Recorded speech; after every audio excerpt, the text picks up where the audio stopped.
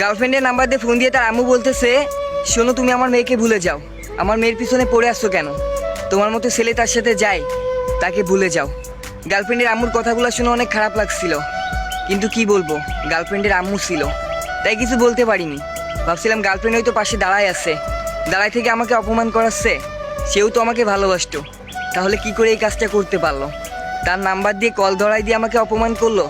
তাই নিজের ফোন মন সব কিছু বন্ধ করে রাখছিলাম, গার্লফ্রেন্ডের ব্লক করে দিছিলাম। 3 দিন পরে গার্লফ্রেন্ড এক বন্ধুরে কল দিছে, ভাইয়া শোনেন না, ওকে বলেন না প্লিজ একটু আমার সাথে কথা বলতে। আমি আপনাদের এলাকারই একটা মোড়ে দাঁড়ায় আছি, আমি বাসা থেকে পালাইছি। কথাগুলো শুনে বন্ধুর কানের থেকে ফোনটা নিয়ে নিলাম, নিয়ে হ্যালো বলে কথা বলার সাথে সাথে সে কান্না করে দিছে, দিয়ে বলতেছে, শোনো না, আমাকে বাসায় প্রায় 1 সপ্তাহ মতো আটকায় রাখছিল, তারপরে তোমার সাথে কথা বলার সুযোগ পাইছি, আজকে আমি বাসা থেকে পালাইছি। তোমার এলাকারই একটা বাজারে মোড়ে আমি দাঁড়ায় আছি, আমাকে এসে নিয়ে যাও। আমি তো অবাক হয়ে গেলাম, রাত বাজে প্রায় 10টা, এত রাতে কি সত্যিও সাহস করে পালায় আসছে বাসা থেকে? আমি ছুটে গেলাম বন্ধুকে নিয়ে, যাওয়ার পর দেখতে পেলাম সত্যি সে পালায় আইছে। সে দূর থেকে দৌড়ে এসে আমাকে জড়িয়ে ধরলো, ধরে বলতেছে আমি বাসা থেকে পালায় আসছি, তারা আমাকে আটকায় রাখছিল।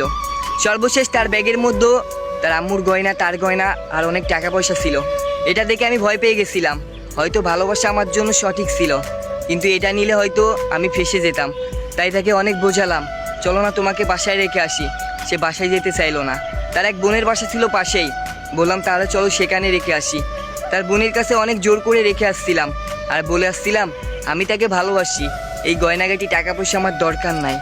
সর্বশেষ তার বোনও আমাকে কথা দিছিল শেষ বেশ তাকে আমার হাতে তুলে দিবে। কিছুদিন পরে হঠাৎ দেখি কথা বন্ধ হয়ে গেছে, জানতে পারলাম তার অন্য জায়গায় বিয়ে ঠিক করে ফেলছে। তাই আবারও যখন তাকে জোর করে বিয়ে দেওয়ার চেষ্টা করছিল, সে নিজেকে সেভ করার জন্য আত্মহত্যা করতে গেছিল।